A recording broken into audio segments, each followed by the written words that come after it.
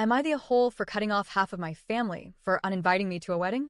So here's the story. I, 18F, recently made the decision to cut off half of my family, and honestly, I don't know if I'm in the wrong here. But let me rewind a bit and give some backstory, because it didn't just happen overnight. About 5 years ago, a woman named Alyssa, 35F, entered our lives. She started dating my dad, 40M, after he and my mom had been split for some time. Our family was never perfect, but things were generally peaceful. Just your typical family drama that would blow over in a few days. Nothing ever stuck for long. I live in Texas with my grandma, 61F, while my dad, Alyssa, and my younger siblings live in Mississippi.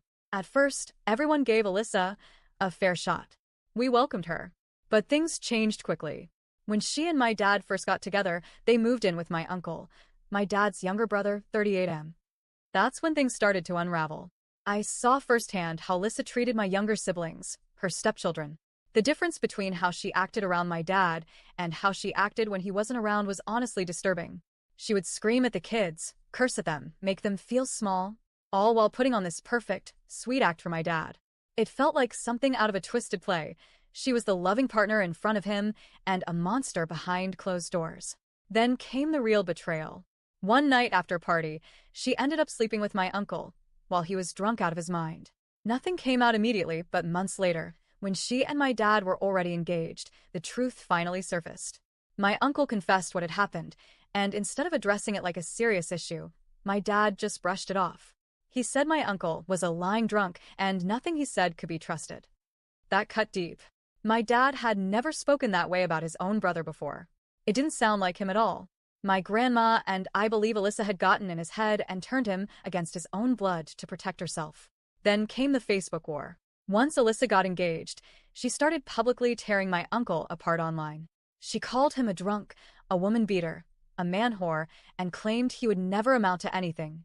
These were public posts, not private messages. People saw them. People believed them.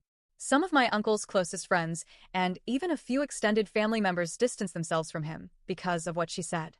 My uncle, by the way, is none of those things. He's a hardworking, devoted father who does everything he can for his kids. He may have his issues, but he's never been abusive or malicious like Alyssa painted him to be. My grandma saw the posts and was disgusted. She unfriended Alyssa to avoid seeing the hate-filled rants, and I had coincidentally deleted Facebook around the same time for unrelated reasons. But of course, Alyssa noticed.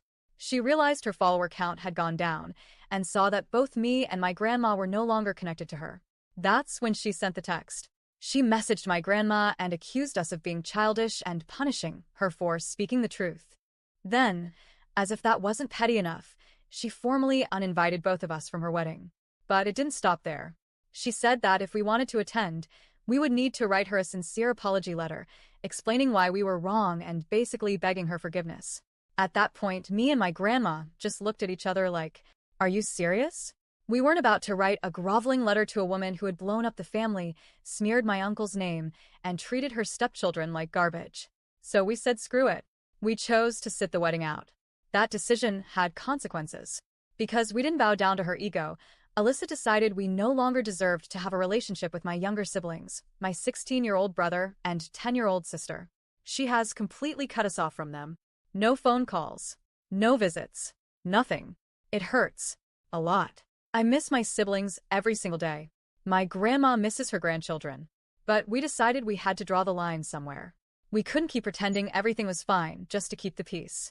So we cut off Alyssa and anyone else who stood by her side. Now we're being called immature. People are saying we should have just apologized and moved on for the sake of the family. But how can you move on when the damage is still being done? When the lies are still believed? When the manipulation still has a grip on the people you love? I've been told that family is everything. But what do you do when family chooses someone toxic over truth, loyalty, and decency? So yeah. I cut them off. Am I the a-hole?